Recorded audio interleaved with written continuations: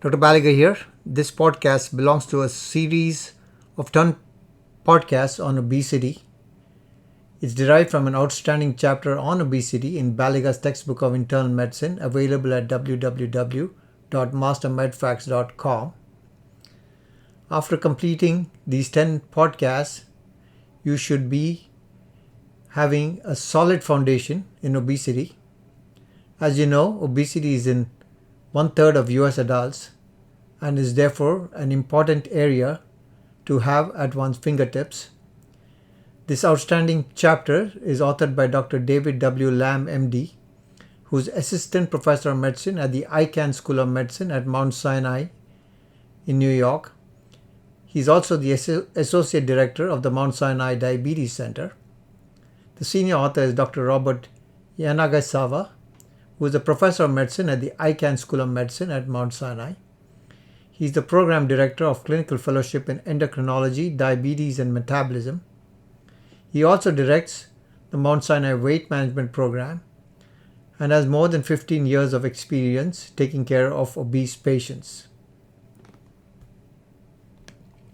Multiple choice question.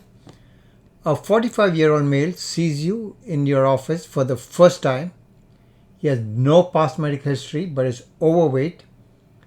You decide that dietary counseling and recommending increasing physical activity is the most appropriate first step. Which of the following statements is correct? A. Dietary fat should be restricted to 10% of the daily energy intake. B. Low carbohydrate diets are the most effective in achieving and maintaining weight loss. C. A low-calorie diet between 500 to 800 kilocalories per day is the most appropriate to achieve long-term weight loss. And D. A reasonable goal for the patient is to lose 5% of his initial weight. And the answer is D. A reasonable goal for the patient is to lose 5% of his initial weight. While many diet plans can be initiated and can be successful, no single method has been demonstrated consistently to be the most effective over long term. Even diets which recommend low fat typically will restrict fat intake to 25 to 35% of the total daily energy intake. It is reasonable to expect that with diet adherence and increasing physical exercise, 5 to 7% of weight loss is attainable. Factors favoring a positive energy balance and weight gain over the past several decades include increasing per capita food supplies and consumption, particularly of high-calorie, palatable foods that are often served in large portions, decreasing time spent in occupational physical activities, and displacement of leisure time physical activities with sedentary activities such as television watching and use of electronic devices. The growing use of medications that have weight gain as a side effect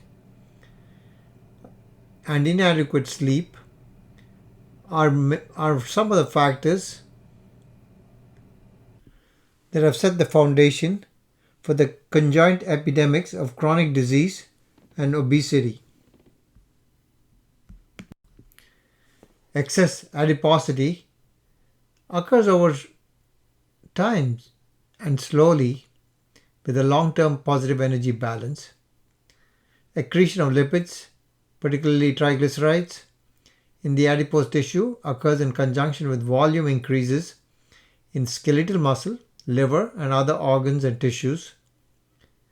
The excess weight in persons who are overweight or obese includes variable proportions of these organs and tissues.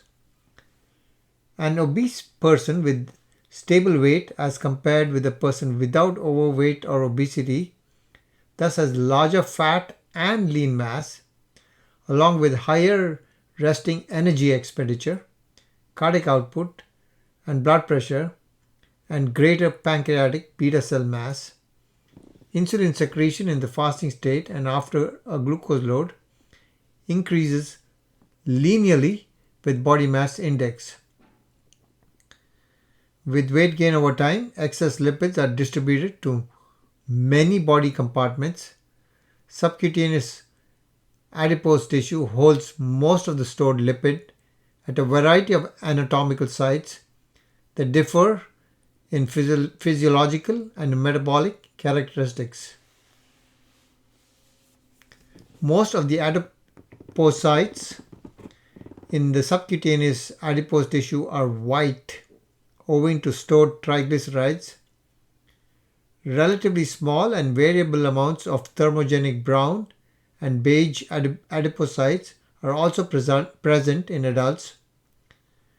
Obesity is associated with increases in macrophages and other immune cells in adipose tissue, in part because of tissue remodeling in response to apoptosis of the adipocyte.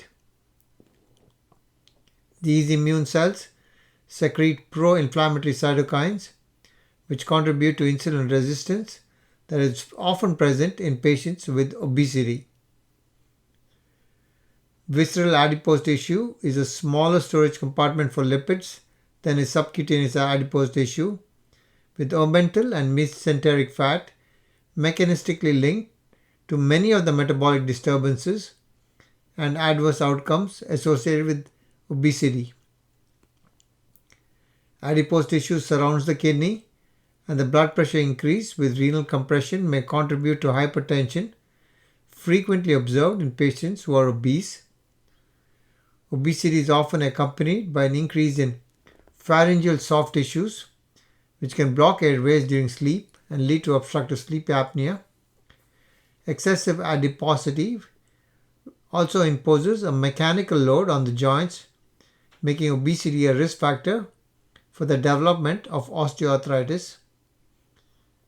An increase in intra-abdominal pressure purportedly accounts for the elevated risk of gastroesophageal reflux disease, Barrett's esophagus, and esophageal adenocarcinoma among patients who are overweight and obese. There are metabolic and physiological effects of obesity, and there are psychological effects of obesity. William Howard Taft, who became the president of the US in 1909, was a massively obese man. He was 6 foot 2 inches tall, and his weight fluctuated from more than 350 to 255 pounds. When he was 48 years old, he contacted Dr. York Davis and spent the remaining 25 years of his life corresponding with the doctor and other physicians in a quest to control his weight. Dr. York Davis was known for creating strict personal diet plans for his patients. In a relationship sustained entirely by mail, he advised Taft to lose at least 60 to 80 pounds. Meals were to be eaten at certain times, and meats were to be weighed. Taft was to eat small portions of lean meat or fish at every meal, cooked vegetables at lunch and dinner, no butter, a plain salad, and stewed or baked fruit unsweetened. He got a single glass of unsweetened wine at lunch. In addition, Dr. York Davis prescribed gluten biscuits that were produced to specifications in London, UK.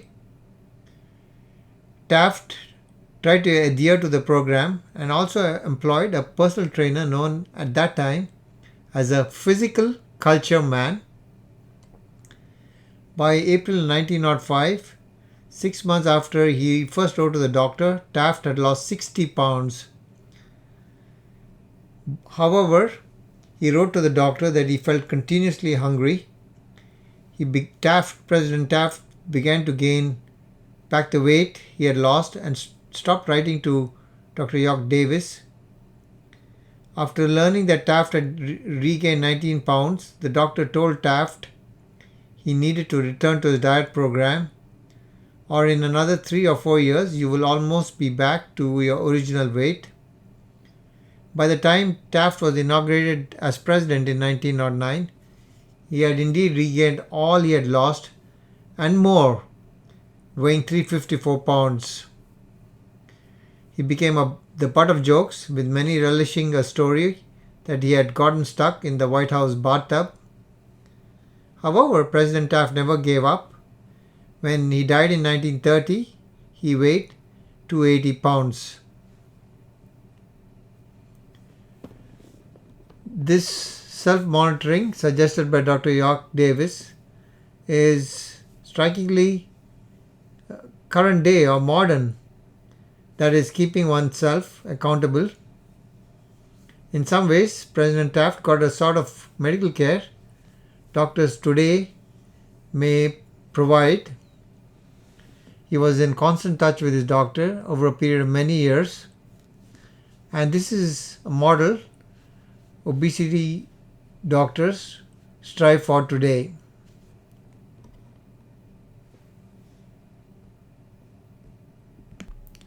This series of 10 podcasts on obesity is derived from an outstanding chapter in Baiiga's textbook of medicine on obesity.